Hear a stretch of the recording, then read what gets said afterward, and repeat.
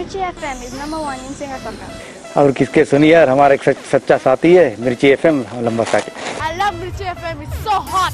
देखे में लाल लाल, खाए में हाय हाय. Tangi taupa में Mirchi FM is hot. Here at Rugby Town, Singatoka, love listening to Mirchi FM. Mirchi FM, it's hot. Mirchi FM is #1 in Suva. It's hot. हम English लंबासा में रहता है, तो क्या बताइए हम मिर्ची एफएम सुनता है. Mirchi FM, बहुत जुलूम जुलूम. Mirchi FM, it's hot.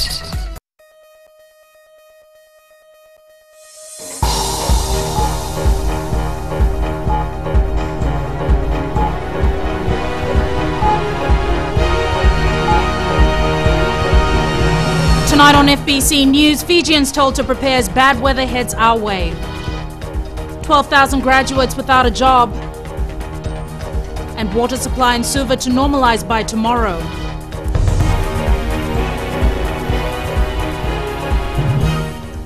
Good evening, I'm Jackie Spate and this is FBC News. We apologise for the delay earlier. This was due to a technical error.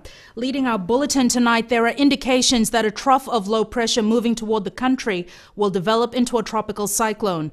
Fijians are being urged to take all necessary precautions and make preparations as authorities continue to monitor current weather patterns. Akosita Tale reports. A tropical depression building offshore to the west is expected to move towards the country and may eventually develop into a tropical cyclone over the next few days. From tomorrow we expect this active trough to come down over us, and together with the depression that is coming onto Fiji, is going to bring lots of rain and strong winds and gusty winds. And the rains, if they are persistent enough and falling at the same place, they're bound to cause major flooding of our major rivers, particularly in the Western Division. The public is being encouraged to make use of current fine weather conditions to carry out necessary preparations. If we're prepared like we were in the last cyclone, it saves lives and it can save property as well. So the weather warnings that are coming through at the moment, listen to them, take some advice. The weather's not too bad at the moment, so take this opportunity. The government is ready to assist Fijians in all ways they can and is urging everyone to help members of the communities prepare for the possible severe storm. So we've been watching it very closely over the weekend. So all the arms of government have now been they're involved. Our mechanisms start to slowly kick in over the next few hours. The weather office says if the depression develops into a tropical cyclone, it's bound to bring some heavy damaging swells to parts of Fiji, particularly the coastal lines facing the north and west. Akosita Tale, FBC News. The government has embarked on a plan to find jobs for half the 12,000 graduates currently unemployed in Fiji. That is about 38% of the total unemployment figure registered with the Labour Ministry. Eleanor Tarangaivu reports. As of the end of January, 31,765 people were registered unemployed with the Ministry of Labour's National Employment Centre. 64% or 21,000 are between 20 to 24 years of age. 12,000 hold some sort of qualification from a university. That is including certificates, diplomas, postgrad certificates, postgrad diplomas, associate degrees, and including masters. The total graduates on masters, bachelor's degree is about 1,200, and 14 have a master's degree. Taito Wanga says the labour market condition is improving significantly, with some local companies slowly employing these graduates. It's important for everybody to contribute to corporate social responsibility to our unemployed. And there's a law there under the National Employment Centre for employers to take in a certain percentage. MOUs have been signed with major employers to take in unemployed graduates. The Labour Ministry is also looking to provide a pool of qualified unemployed individuals to Investment Fiji for foreign companies that set up in the country. More MOUs are being secured as the economic climate gets better. It's important that we allow our unemployed to access to the skill world so that they can show themselves, and that way the chance for employment is higher. The ministry is hoping at least half of the unemployed graduates will already be in the workforce by the end of this year. Eleanor Turangaibiu, FBC News. The Water Authority of Fiji has repaired 2 leaks which were affecting the supply of water to the Greater Suva area. But it will take another 24 hours before supply normalizes. As Edwin Nund reports, the authority is now looking at long-term security. Supply to the Greater Suva area will normalize as soon as the Flagstaff and Tamavua reservoirs fill up. Now the Water Authority is turning its attention to improving supply in the long term by finding new sources. There's very little redundancy, which means one system is down, there's a whole lot of negative impact in terms of supply. What we're looking at planning to do is have more sources and bigger sources, like the Sovi Basin, like getting Visari on board, increasing the capacity in Waila, so that at least when one supply is down, we still got others to rely on. What we have here is, we just really just meeting and not just struggling to keep up with the demand. More than 200,000 Fijians in the Greater Suva-Nosori corridor consume tons of water every day. With only the Waimanu River to quench everyone's thirst, the Water Authority is stretched to the limits. CEO Opetaya Ravai confirms they're looking at building a new dam in the Sovi Basin and another in Vesari. Even, we're not waiting for that. We're already improving the treatment capacity at Waila and Tamavua.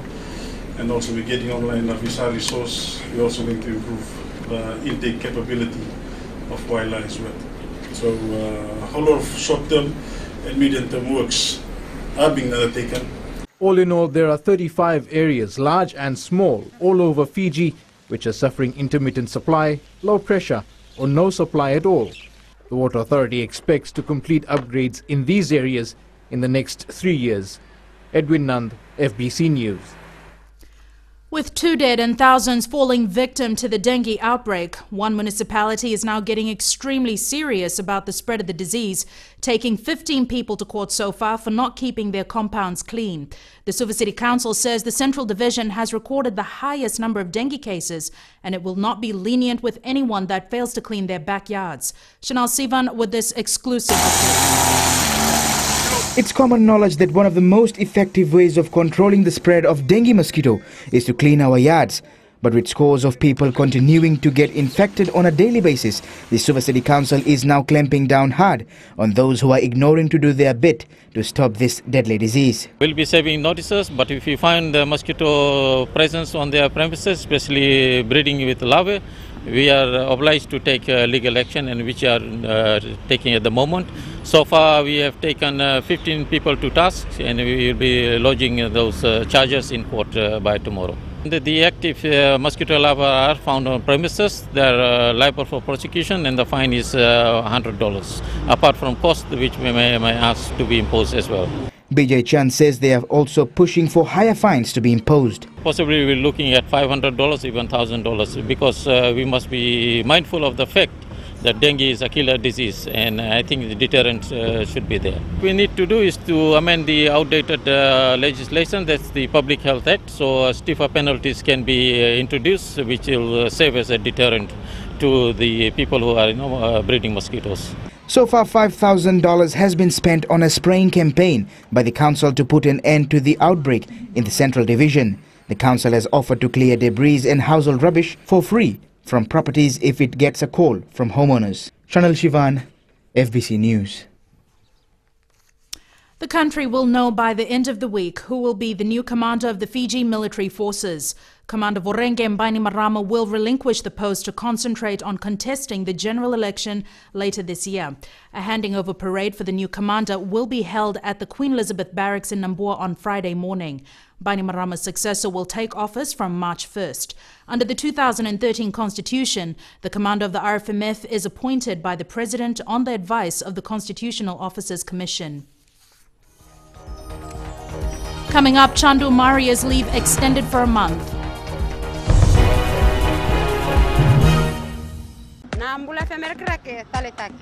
Golnga elambasa Mbula FM number 2 na sere. Ndu talita kana borong na Mbula FM number 2 na sere su. Au waitu tu geraki au rebati ku nistima au ndu talita kana borong na Mbula. Bola bina Fiji Mbula FM number 2 esenga toka. Bola bina era roga Mbula FM number 2 tikoga. Bula Bula FM number 2 NSR.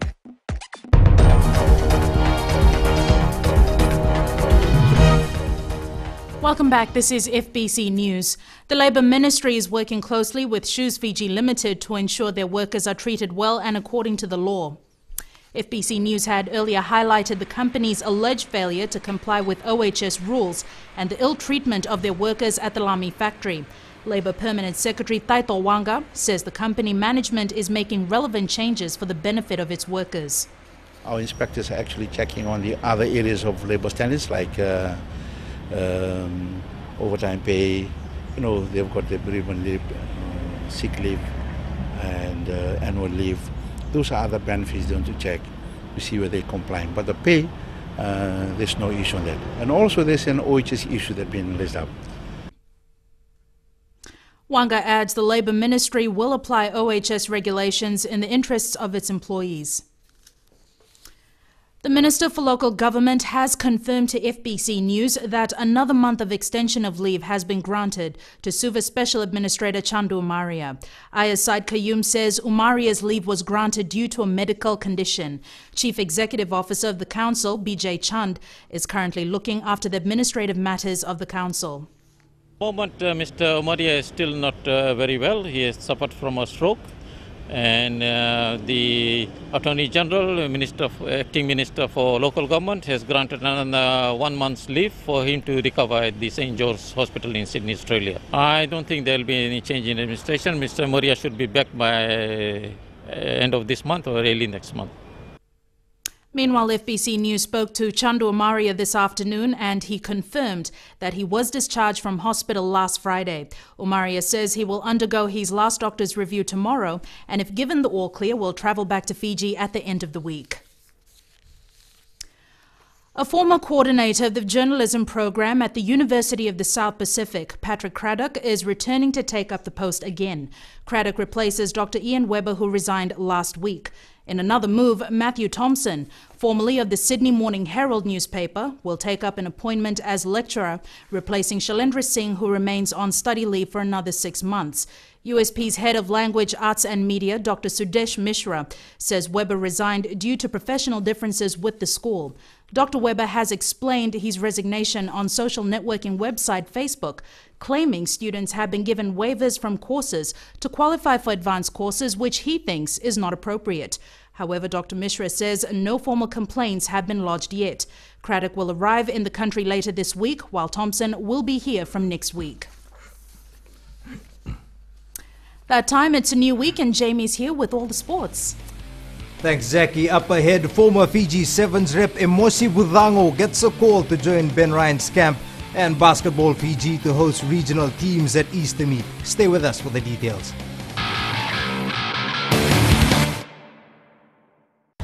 Today FM is #1 here in Singapore.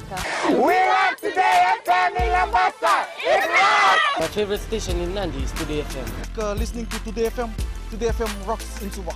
Loto kasi di love Today's kid music. I love Today FM because they play all my songs. We love Today FM at Vuniva Lambasa. Yeah, it rocks! I love Today FM because it rocks. Today's hit music on Today FM.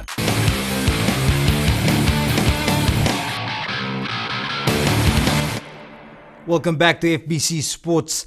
Veteran halfback Emosi Budango has been called up by Vodafone Fiji Sevens coach Ben Ryan for the weekly camp, which gets underway tomorrow.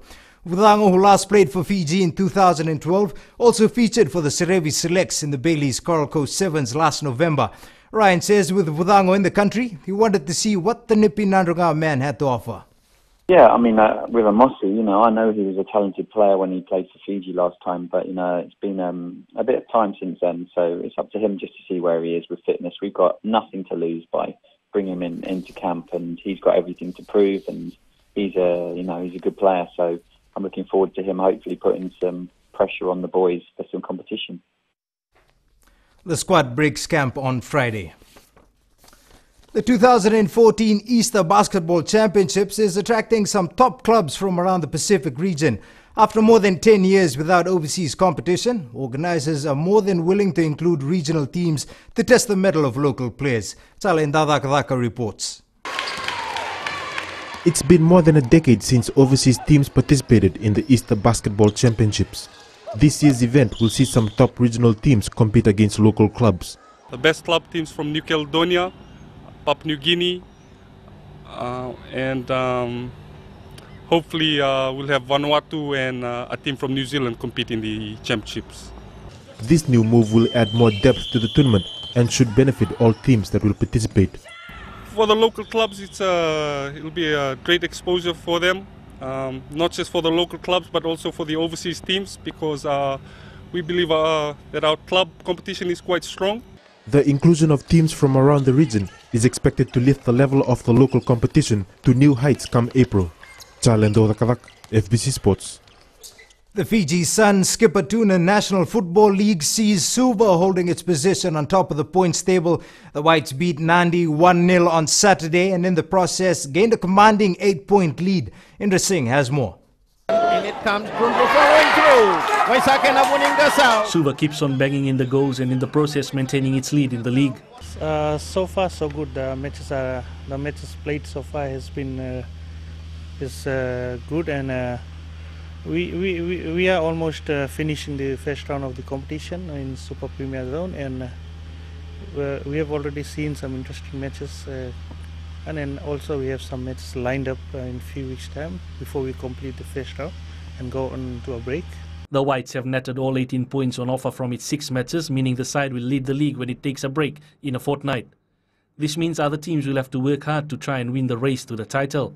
Teams that recorded big scores will definitely have to improve to be on par with other teams, and as you know, direct demotion is in this year's National League, and teams have to work really hard to be on par with other teams. Premier teams have also started their action, and Fiji FA knows well the battle in the second tier will be tough. Vitilevu Zone, it started last weekend with some big matches like Talevuneta Siri taking on Lemi, and a match was postponed due to heavy ground conditions in Talevu between Northland Talevu and Nasino, and we will be continuing with the Premier competition this weekend, and big matches are also lined up for the weekend. Games continue this week, and the only consolation for Super Premier teams is that Suva will not be featuring for a while. Yet the Whites know their position is untouchable in the meantime. Indra Singh, FBC Sports. That was your sports for tonight. Good evening.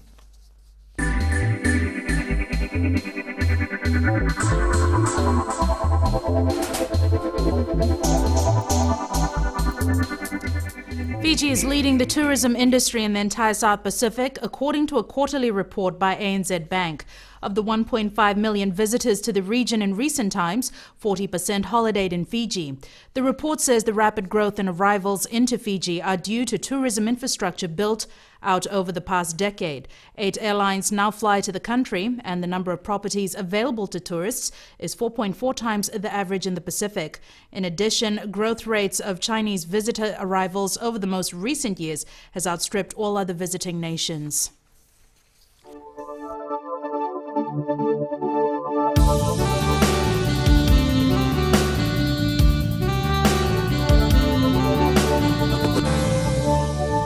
Here's Jen to provide us with a little insight on weather. What's happening, Jen? Hi, Jackie. It seems that a tropical depression building to the west is expected to bring a lot of bad weather our way over the next few days. As Akasita mentioned earlier, there's even speculation that it could turn into a cyclone within a day or two. The buildup was evident the last few days when, after a few hours of sunshine, the fine conditions were replaced with showers and thunderstorms. A quick look at temperatures. Nandi, Savusavu and Lambasa are the coolest on 32 degrees, while Ba's the warmest on 33. Tomorrow obviously is going to be a thoroughly wet and windy day. We'll just have to wait and see what will unfold. So keep your ears glued to one of our 6 radio stations for your weather updates. Seas will be rough and north to northeast winds will be at 20 to 25 knots. Now for a bit of a light-hearted moment, here's a photo of Vunindongolo in Vakandrove, Vanuatu, a scene that definitely deserves to be shown on the big screen behind me. That's weather. Do take precaution and stay indoors as much as possible. Remember, one can never be too careful. Thanks so much for that, Genevieve. Recapping the headlines, Fijians told to prepare as bad weather heads our way. 12,000 graduates without a job, and water supply in Suva to normalize by tomorrow. Last week's poll question, we asked, is there a need to review bank and finance sector fees and charges? 84% answered yes. This week's question, we're asking, are Fijians taking the dengue outbreak seriously? Visit our FBC website to take part.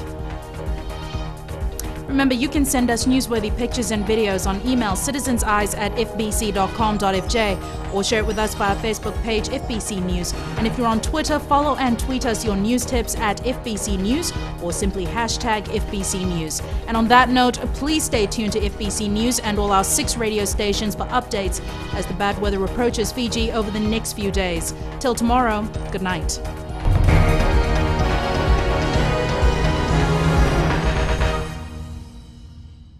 Gold FM is #1 here in Sigatoka.